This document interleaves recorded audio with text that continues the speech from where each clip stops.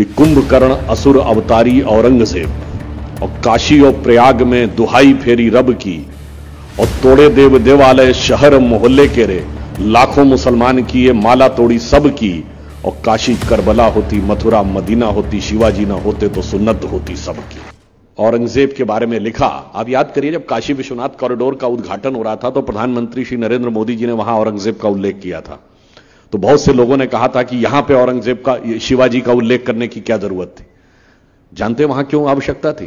क्योंकि शिवाजी के कवि कविराज भूषण ने लिखा है कि कुंभकर्ण असुर अवतारी औरंगजेब और काशी और प्रयाग में दुहाई फेरी रब की और तोड़े देव देवालय शहर मोहल्ले के रे लाखों मुसलमान की ये माला तोड़ी सब की और काशी करबला होती मथुरा मदीना होती शिवाजी ना होते तो सुन्नत होती सबकी। परंतु इसके बावजूद उन लोगों को महान कहा गया जिनके अत्याचार की गवाह सिर्फ कहानियां नहीं इस देश में लिखे हुए फरमान थे। परंतु कोई बात नहीं, एक और भी मैं संतुष्टि मानता हूं, इतना समय जरूर लगा आपके नगर का नाम बदलने में, मगर महान आत्माओं द्वारा अपने जीवन की जो आहुति दी जाती है वो किसी विशेष उद्देश्य के लिए होती है। संभाजी नगर नाम तब बना जब भारत स्वाभिमान के साथ उभरता हुआ 21वीं सदी में दिख रहा था। जब हमारी स्वतंत्रता के अमृत महोत्सव के वर्ष में हुआ, यह अपने आप में संतुष्टि का विषय है। और यह तब बना जब उससे पहले भगवान राम की जन्मभूमि जो फैजाबाद कहलाती थी वो अयोध्या हुई। गंगा जमुना और सरस्वती का संगम जो इलाहाबाद कहलाता था वो प्रयागराज हुआ।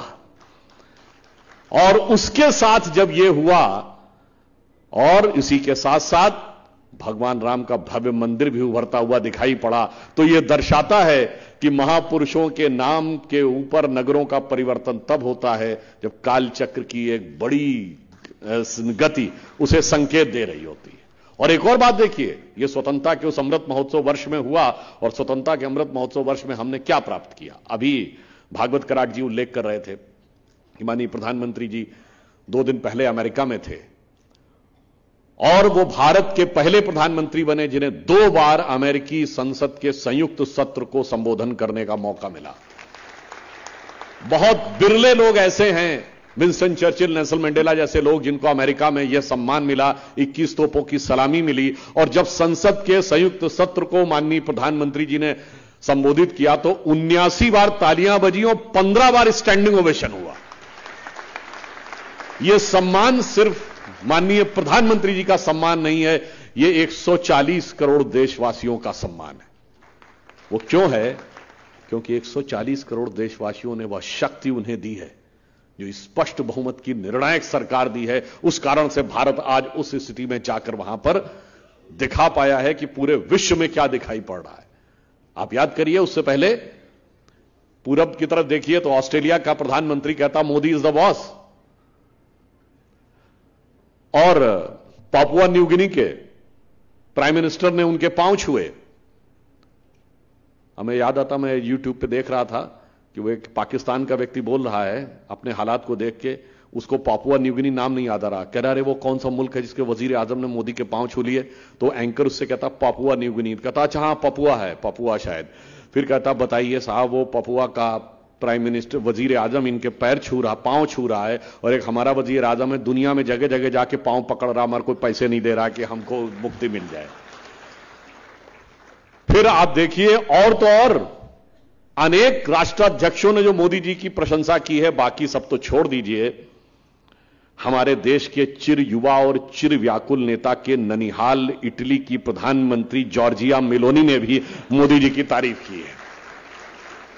मगर क्या बताएं, उनको अब भारत यानी जो उनका दधियाल है वो भी समझ में नहीं आता, और जो उनका ननिहाल है इटली, वहां का भी प्रशंसा समझ में नहीं आती। अब किसी का दिमाग ऐसा हो जाए, ऐसा बेहाल और बदहाल दिमाग हो जाए तो उसके लिए क्या कहा जा सकता है। परंतु मैं कह सकता हूं कि आज मोदी जी के नेतृत्व में भारत जिस स्थिति में पहुंचा है, और आपने देखा कि अमेरिका के साथ जो इस यात्रा के दौरान कुछ महत्वपूर्ण डील्स हुई, जिनमें क्या था कि हम मोबाइल मैन्युफैक्चरिंग में दुनिया के दूसरे सबसे बड़े मैन्युफैक्चरर हो गए हैं। हमारी सरकार आने से पहले हम दुनिया के दूसरे बड़े कंज्यूमर थे।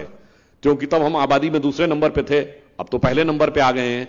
सेकंड बिगेस्ट कंज्यूमर थे, पर आपको पता है कि इस देश में मोबाइल बनाने की फैक्ट्रियां कितनी थी? केवल 2, अब 240 है। अब हम सेकंड बिगेस्ट प्रोडक्ट मैन्युफैक्चरर भी हो गए हैं। और आज यह हाई एंड फोन एप्पल है, आईफोन 14 जो उसका लेटेस्ट मॉडल है, उसके 25% आईफोन भारत में असेंबल्ड हुए हैं और वो फैक्ट्री चाइना से शिफ्ट होकर आई है। $2 बिलियन का हमने एक्सपोर्ट किया है। दुनिया में मोबाइल बनाने वाली सबसे बड़ी फैक्ट्री सैमसंग की, दुनिया की सबसे बड़ी फैक्ट्री दिल्ली के पास नोएडा में है। इतना बड़ा परिवर्तन आया है, मगर इसमें एक प्रॉब्लम थी, सेमीकंडक्टर चिप हमारे पास नहीं थी। तो अब मोदी जी की इस यात्रा से सेमीकंडक्टर चिप बनाने की फैक्ट्री भारत में बनने जा रही है, जिससे हम उसमें आत्मनिर्भर होंगे। हमारे यहां उच्च स्तर के लड़ाकू जहाजों के चेसिस तो बनता था, बॉडी पार्ट्स, एवियोनिक पार्ट्स बनते थे, पर जो इंजन होता है कि उसमें बहुत हाई प्रिसीजन क्वालिटी चाहिए और उसकी मेटलर्जिकल क्वालिटी भी बहुत हाई लेवल की चाहिए, वो नहीं बनते थे। तो अब जी कंपनी के साथ करार हुआ है, भारत में लड़ाकू जहाजों के अब इंजन भी बनना शुरू होंगे। और आपने देखा होगा प्रीडेटर ड्रोन, ये बहुत हाईली सोफिस्टिकेटेड ड्रोन है जो बहुत ऊंचाई तक जाके बहुत सी जानकारी ले सकते हैं। चीन की सीमा पर सुरक्षा हो या पाकिस्तान की सीमा पर सुरक्षा, उसमें प्रीडेटर ड्रोन का बड़ा भारी रोल होगा। और अब तो ये आर्म्स एंड एमुनिशन से भी लैस किए जा सकते हैं। वो प्रीडेटर ड्रोन भारत को देने का अमेरिका ने निर्णय लिया है, यह महत्वपूर्ण नहीं है।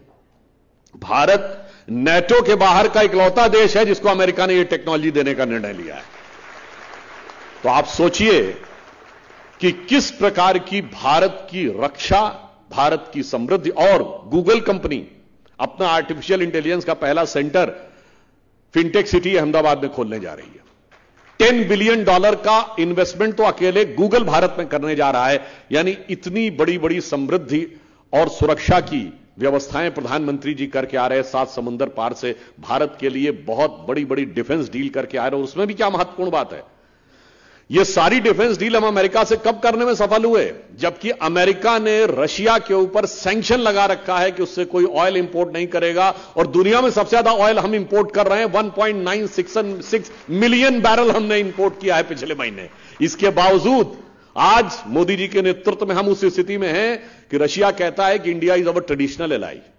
भारत तो हमारा पारंपरिक सहयोगी है और अमेरिका कहता है India is our strategic ally, Bharat हमारा रणनीतिक सहयोगी है। विश्व में ऐसा शक्ति संतुलन स्थापित करने वाले मोदी जी ऐसे नेता बने जो न भूतो न भविष्य थी।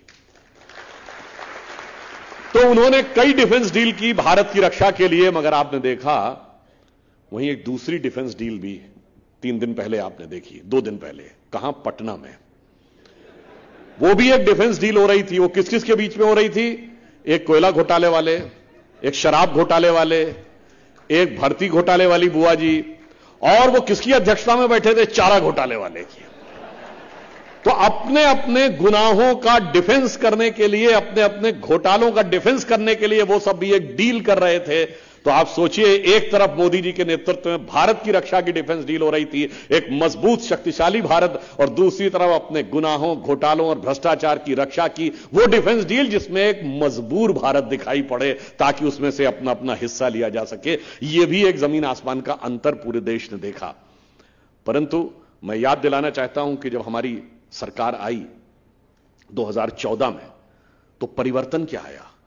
परिवर्तन यह आया कि स्वतंत्रता के बाद केवल वो 6 वर्ष आप अटल जी का दौर छोड़ दें तो कभी ईमानदारी से देश के गरीब, निर्धन, वंचित तबकों के हाथ में सत्ता की वास्तविक शक्ति का उजाला पहुंचे, वह प्रयास नहीं हुआ। और ये बात जब मैं कह रहा हूं तो ईमानदारी से कह रहा हूं। जिन लोगों ने कहा उन्होंने केवल जुमले और नारेबाजी की, क्योंकि इंदिरा जी ने 1970 में नारा दिया गरीबी हटाओ, और 2013 में कांग्रेस सरकार कहती है कि हम खाद्य सुरक्षा बिल ला रहे हैं। 43 साल में 37 साल उन्हीं की सरकार रही थी। यानी यह दर्शाता है कि ईमानदारी से काम नहीं हुआ, अन्यथा 37 साल में आप नहीं कर पाए। दूसरी तरफ देश को विकास की जिस ऊंचाई पे, जिस गति से ले जाना चाहिए था, जो पोटेंशियल भारत में था, जो देश हमारे साथ स्वतंत्र हुए थे 1947 के आसपास, सोचिए वो कहां से कहां पहुंचे। Germany divided, Germany squandered, west और ईस्ट जर्मनी कहां पहुंचा। जापान तबाह हो गया था नागासाकी, हिरोशिमा में, जापान कहां पे पहुंचा। इजराइल जैसा छोटा सा देश, वो 1948 में 15 मई को बना, वो कहां पहुंचा। चाइना 1949 में आया, वो कहां पहुंचा। उसके मुकाबले हम कहां थे 2014 से पहले। तीसरी बात, हम एक ऐसे देश थे जिसके अंदर आत्मगौरव का बोध ही नहीं था। हम सदैव पुरानी चीजों को ही दिमाग में लिए हुए थे, और वो बातें किस प्रकार की थी, मैं याद दिलाना चाहता हूं कि 16 मई 2014 को मोदी जी के नेतृत्व में हमें स्पष्ट बहुमत मिला, और 18 मई 2014 को लंदन से प्रकाशित होने वाले संडे गार्डियन अखबार, मैं लंदन का इसलिए उल्लेख कर रहा हूं क्योंकि जो लोग आजकल लोकतंत्र और इस सब की बात करते हैं थोड़ा वो इंग्लैंड अमेरिका का ज्यादा उल्लेख करते हैं, तो वो जैसे एक लाइन और कह दूं, वो लोग हम लोगों से बहुत आरोप लगाते हैं कि साहब वो जब संघ के बारे में पूछते हैं स्वतंत्रता के समय, तो हमने कहा जी हम तो 51 में भारतीय जनसंघ बना था, 80 में भाजपा, तो 51 से आप पूछ सकते हैं। नहीं नहीं नहीं, आपका मात्र संगठन तो संघ है। हमने कहा हां जी, ये बात तो बिल्कुल सही है, अगर हमारा मात्र संगठन संघ है तो जब कांग्रेस 1885 में स्थापित हुई, उसको स्थापित करने वाला एलन ऑक्टेवियम ह्यूम ब्रिटिश सरकार का सेक्रेटरी था, तो आपका मात्र संगठन तो अंग्रेज सरकार है। इसलिए मैं अंग्रेजों का ही अखबार कोट कर रहा हूं। संडे गार्डियन ने अपने संपादकीय में लिखा कि 18 मई 2014 को लिखा कि 16 मई 2014, यानी जिस दिन मोदी जी के नेतृत्व में हमें स्पष्ट बहुमत मिला, should be remembered in Indian history at its second tourist with destiny. ये ट्रिस्ट विद डेस्टिनी वो स्पीच थी जो 14-15 अगस्त की रात को नेहरू जी ने दिया था आजादी के समय। ये नियति के साथ भारत का दूसरा मिलन था। और आगे वो लिखता है